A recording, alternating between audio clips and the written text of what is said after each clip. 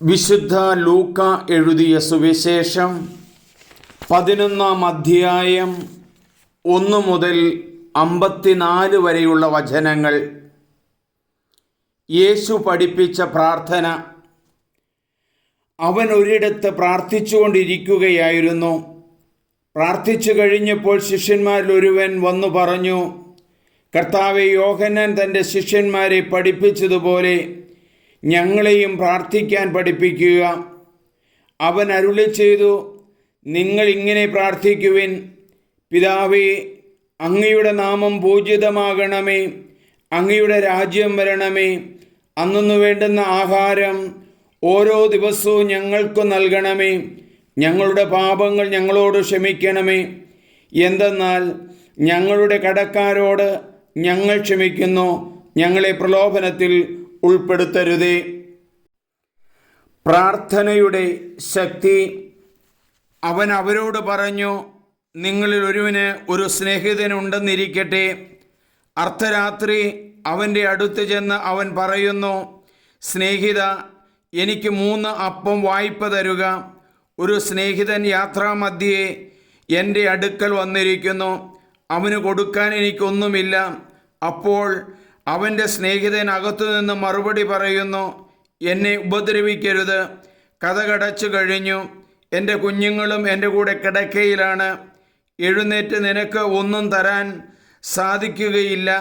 ഞാൻ നിങ്ങളോട് പറയുന്നു, അവൻ സ്നേഹിതനാണ് എന്നതിൻ്റെ പേരിൽ അവന് ഒന്നും കൊടുക്കുന്നില്ലെങ്കിൽ തന്നെ നിർബന്ധ നിമിത്തം എഴുന്നേറ്റ് അവന് വേണ്ടത് നൽകും. ഞാൻ നിങ്ങളോട് പറയുന്നു, ചോദിക്കുവിൻ, നിങ്ങൾക്ക് ലഭിക്കും, അന്വേഷിക്കുവിൻ, നിങ്ങൾ കണ്ടെത്തും, മുട്ടുവിൻ, നിങ്ങൾക്ക് തുറന്നു കിട്ടും. എന്തെന്നാൽ ചോദിക്കുന്ന ഏവനും ലഭിക്കുന്നു, അന്വേഷിക്കുന്നവൻ കണ്ടെത്തുന്നു, മുട്ടുന്നവന് തുറന്നു കിട്ടുകയും ചെയ്യുന്നു. നിങ്ങളിൽ ഏതു പിതാവാണ് മകൻ മീൻ ചോദിച്ചാൽ പകരം പാമ്പിനെ കൊടുക്കുക, മുട്ട ചോദിച്ചാൽ പകരം തേളിനെ കൊടുക്കുക? മക്കൾക്ക് നല്ല ദാനങ്ങൾ നൽകാൻ ദുഷ്ടരായ നിങ്ങൾക്കറിയാമെങ്കിൽ സ്വർഗസ്ഥനായ പിതാവ് തന്നോട് ചോദിക്കുന്നവർക്ക് എത്രയധികമായി പരിശുദ്ധാത്മാവിനെ നൽകുകയില്ല. യേശുവും ബേൽസെബൂലും. അവൻ ഊമനായ ഒരു പിശാചിനെ ബഹിഷ്കരിക്കുകയായിരുന്നു. പിശാച് പുറത്തു പോയപ്പോൾ ആ ഊമൻ സംസാരിച്ചു. ജനങ്ങൾ അത്ഭുതപ്പെട്ടു.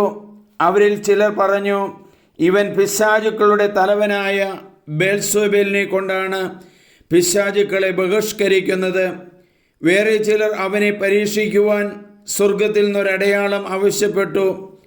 അവരുടെ വിചാരങ്ങൾ അറിഞ്ഞുകൊണ്ട് അവൻ പറഞ്ഞു, അന്തഛിദ്രമുള്ള രാജ്യം നശിച്ചു പോകും, അന്തഛിദ്രമുള്ള ഭവനവും വീണുപോകും. സാത്താൻ തനിക്ക് തന്നെ എതിരായി ഭിന്നിച്ചാൽ അവൻ്റെ രാജ്യം എങ്ങനെ നിലനിൽക്കും? ഞാൻ ബേൽസെബൂലിനെ കൊണ്ട് പിശാചുക്കളെ പുറത്താക്കുന്നു എന്ന് നിങ്ങൾ പറയുന്നു. ബേൽസെബൂലിനെ കൊണ്ടാണ് ഞാൻ പിശാചുക്കളെ ബഹിഷ്കരിക്കുന്നതെങ്കിൽ നിങ്ങളുടെ പുത്രന്മാർ ആരെ കൊണ്ടാണ് അവയെ ബഹിഷ്കരിക്കുന്നത്? അതുകൊണ്ട് അവർ നിങ്ങളുടെ വിധികർത്താക്കളായിരിക്കും. എന്നാൽ ദൈവകരം കൊണ്ടാണ് ഞാൻ പിശാചുക്കളെ പുറത്താക്കുന്നതെങ്കിൽ ദൈവരാജ്യം നിങ്ങളുടെ ഇടയിൽ വന്നു കഴിഞ്ഞിരിക്കുന്നു. ശക്തൻ ആയുധധാരിയായി തൻ്റെ കൊട്ടാരത്തിന് കാവൽ നിൽക്കുമ്പോൾ അവൻ്റെ വസ്ത്രങ്ങൾ സുരക്ഷിതമാണ്. എന്നാൽ കൂടുതൽ ശക്തനായ ഒരുവൻ അവനെ ആക്രമിച്ച് കീഴ്പ്പെടുത്തിയാൽ അവൻ ആശ്രയിച്ചിരുന്ന ആയുധങ്ങൾ മാറ്റുവാൻ അപഹരിക്കുകയും കൊള്ള മുതൽ ഭാഗിച്ചെടുക്കുകയും ചെയ്യും. എന്നോടുകൂടെ അല്ലാത്തവൻ എനിക്ക് എതിരാണ്, എന്നോടുകൂടെ ശേഖരിക്കാത്തവൻ ചിതറിച്ചു കളയുന്നു. അശുദ്ധാത്മാവിൻ്റെ തിരിച്ചുവരവ്. അശുദ്ധാത്മാവ് ഒരുവനെ വിട്ടുപോയാൽ വരണ്ട സ്ഥലങ്ങളിലൂടെ ആശ്വാസം തേടി അലഞ്ഞു നടക്കും.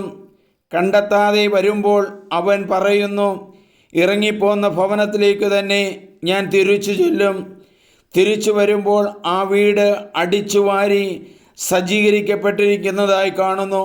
അപ്പോൾ അവൻ പോയി തന്നേക്കാൾ ദുഷ്ടരായ മറ്റ് 7 അശുദ്ധാത്മാക്കളെ കൂടി കൊണ്ടുവന്ന് അവിടെ പ്രവേശിച്ച് വാസമുറപ്പിക്കുന്നു. അങ്ങനെ ആ മനുഷ്യൻ്റെ സ്ഥിതി ആദ്യത്തേതിനേക്കാൾ മോശമായി തീരുന്നു. മഹത്തായ ഭാഗ്യം! അവനിത് അരുളി ചെയ്തുകൊണ്ടിരിക്കുമ്പോൾ ജനക്കൂട്ടത്തിൽ നിന്ന് ഒരു സ്ത്രീ ഉച്ചത്തിൽ അവനോട് പറഞ്ഞു, നിന്നെ വഹിച്ച ഉദരവും നിന്നെ പാലൂട്ടിയ മുലകളും ഭാഗ്യമുള്ളവ. അവൻ പറഞ്ഞു, ദൈവവചനം കേട്ട് അത് പാലിക്കുന്നവർ കൂടുതൽ ഭാഗ്യവാന്മാർ. യോനായുടെ അടയാളം. ജനക്കൂട്ടം വർദ്ധിച്ചു വന്നപ്പോൾ അവൻ പറഞ്ഞു തുടങ്ങി, ഈ തലമുറ ദുഷിച്ച തലമുറയാണ്. ഇത് അടയാളം അന്വേഷിക്കുന്നു. എന്നാൽ യോനായുടെ അടയാളമല്ലാതെ മറ്റൊരടയാളവും നൽകപ്പെടുകയില്ല. യോന നിനിവേക്കാർക്ക് അടയാളമായിരിക്കുന്നത് പോലെ മനുഷ്യപുത്രൻ ഈ തലമുറയ്ക്കും അടയാളമായിരിക്കും. ദക്ഷിണദേശത്തെ രാജ്ഞി വിധി ദിവസത്തിൽ ഈ തലമുറയിലെ ജനങ്ങളോടൊപ്പം ഉയർപ്പിക്കപ്പെടുകയും ഇതിനെ കുറ്റം വിധിക്കുകയും ചെയ്യും. എന്തെന്നാൽ സോളമൻ്റെ വിജ്ഞാനം ശ്രവിക്കാൻ അവൾ ഭൂമിയുടെ അതിർത്തിയിൽ നിന്ന് വന്നു. എന്നാൽ ഇതാ ഇവിടെ സോളമനേക്കാൾ വലിയവൻ. നിനിവേവാസികൾ വിധി ദിവസത്തിൽ ഈ തലമുറയോടൊപ്പം എഴുന്നേൽക്കുകയും ഇതിനെ കുറ്റം വിധിക്കുകയും ചെയ്യും. എന്തെന്നാൽ യോനായുടെ പ്രസംഗം കേട്ട് അവർ പശ്ചാത്തപിച്ചു. എന്നാൽ ഇതാ ഇവിടെ യോനയേക്കാൾ വലിയവൻ. കണ്ണ് ശരീരത്തിൻ്റെ വിളക്ക്. വിളക്ക് കൊളുത്തി ആരും നിലവറയിലോ പറയുടെ കീഴിലോ വയ്ക്കാറില്ല. മറിച്ച് അകത്തു പ്രവേശിക്കുന്നവർക്ക് വെളിച്ചം കാണാൻ പീഠത്തിന്മേലാണ് വയ്ക്കുന്നത്. കണ്ണാണ് ശരീരത്തിൻ്റെ വിളക്ക്. കണ്ണ് കുറ്റമറ്റതെങ്കിൽ ശരീരം മുഴുവൻ പ്രകാശിക്കും. കണ്ണു ദുഷിച്ചതെങ്കിലോ ശരീരം മുഴുവൻ ഇരുണ്ടുപോകും. അതുകൊണ്ട് നിന്നിലുള്ള വെളിച്ചം ഇരുളാകാതിരിക്കാൻ സൂക്ഷിച്ചു കൊള്ളുക. ഇരുളടഞ്ഞ ഒരു ഭാഗവുമില്ലാതെ ശരീരം മുഴുവൻ പ്രകാശം നിറഞ്ഞതാണെങ്കിൽ വിളക്ക് അതിൻ്റെ രശ്മികൾ കൊണ്ട് നിനക്ക് വെളിച്ചം തരുന്നതുപോലെ ശരീരം മുഴുവൻ പ്രകാശമനമായിരിക്കും. ഫരിസേയരുടെയും നിയമജ്ഞരുടെയും കപടനാട്യം. അവൻ സംസാരിച്ചു കൊണ്ടിരിക്കുമ്പോൾ ഒരു ഫരിസേയൻ തൻ്റെ കൂടെ ഭക്ഷണം കഴിക്കുന്നതിന് അവനെ ക്ഷണിച്ചു. അവൻ പ്രവേശിച്ച് ഭക്ഷണത്തിനിരുന്നു. ഭക്ഷണത്തിന് മുമ്പ് അവൻ കഴുകി ശുദ്ധി വരുത്താത്തതിനെപ്പറ്റി ആ ഫരിസേയർ അത്ഭുതപ്പെട്ടു. അപ്പോൾ കർത്താവ് അവനോട് പറഞ്ഞു, ഫരിസേയരായ നിങ്ങൾ കോപ്പകളുടെയും പാത്രങ്ങളുടെയും പുറം കഴുകി വെടുപ്പാക്കുന്നു. നിങ്ങളുടെ അകമോ കവർച്ചയും ദുഷ്ടതയും കൊണ്ട് നിറഞ്ഞിരിക്കുന്നു. ഭോഷന്മാരെ, പുറം നിർമ്മിച്ചവൻ തന്നെയല്ലേ അകവും നിർമ്മിച്ചത്? നിനക്കുള്ളവ ദാനം ചെയ്യുവൻ, അപ്പോൾ നിങ്ങൾക്ക് എല്ലാം ശുദ്ധമായിരിക്കും. ഫരിസേയരെ, നിങ്ങൾക്ക് ദുരിതം! എന്തെന്നാൽ നിങ്ങൾ അരുതയുടെയും തുളസിയുടെയും മറ്റെല്ലാ ചെടികളുടെയും ദശാംശം കൊടുക്കുന്നു. എന്നാൽ ദൈവത്തിൻ്റെ നീതിയും സ്നേഹവും നിങ്ങൾ അവഗണിച്ചു കളയുന്നു. ഇവയാണ് നിങ്ങൾ ചെയ്യേണ്ടിയിരുന്നത്. മറ്റുള്ളവ അവഗണിക്കാതെ തന്നെ ഫരിസേയരെ, നിങ്ങൾക്ക് ദുരിതം! എന്തെന്നാൽ നിങ്ങൾ സിനഗോഗുകളിൽ പ്രമുഖ സ്ഥാനവും പൊതുസ്ഥലങ്ങളിൽ അഭിവാദനവും അഭിലഷിക്കുന്നു. നിങ്ങൾക്ക് ദുരിതം! എന്തെന്നാൽ കാണപ്പെടാതെ കുഴിമാടങ്ങൾ പോലെയാണ് നിങ്ങൾ. അതിൻ്റെ മീതെ നടക്കുന്നവർ അത് അറിയുന്നില്ല. നിയമജ്ഞരിൽ ഒരാൾ അവനോട് ചോദിച്ചു, ഗുരു, നീ ഇങ്ങനെ സംസാരിക്കുമ്പോൾ ഞങ്ങളെയും കൂടി അപമാനിക്കുകയാണ് ചെയ്യുന്നത്. അവൻ പറഞ്ഞു, നിയമജ്ഞരെ, നിങ്ങൾക്ക് ദുരിതം! താങ്ങാനാവാത്ത ചുമടുകൾ മനുഷ്യരുടെ മേൽ നിങ്ങൾ കെട്ടി ഏൽപ്പിക്കുന്നു. നിങ്ങളോ അവരെ സഹായിക്കാൻ ഒരു ചെറുവിരൽ പോലും അനക്കുന്നില്ല. നിങ്ങൾക്ക് ദുരിതം! എന്തെന്നാൽ നിങ്ങളുടെ പിതാക്കന്മാർ വധിച്ച പ്രവാചകന്മാർക്ക് നിങ്ങൾ കല്ലറകൾ പണിയുന്നു. അങ്ങനെ നിങ്ങളുടെ പിതാക്കന്മാരുടെ പ്രവൃത്തികൾ കണ്ട് നിങ്ങൾക്ക് സാക്ഷ്യം അംഗീകാരവും നൽകുന്നു.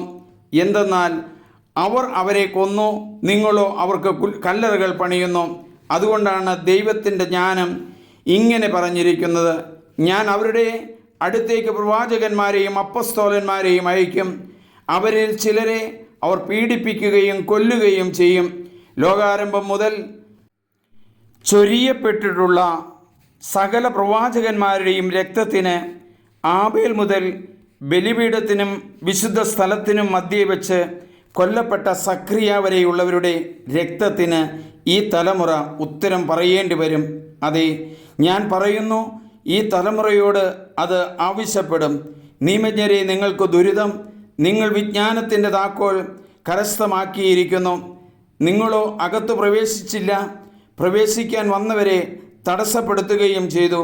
അവൻ അവിടെ നിന്ന് പോകവേ നിയമജ്ഞരും ഫരിസേയരും കോപാകുലരായി പല കാര്യങ്ങളെയും പറ്റി സംസാരിക്കാൻ അവനെ പ്രേരിപ്പിക്കുകയും അവൻ പറയുന്നതിൽ എന്തെങ്കിലും തെറ്റ് കണ്ടുപിടിക്കാൻ തക്കം നോക്കുകയും ചെയ്തിരുന്നു.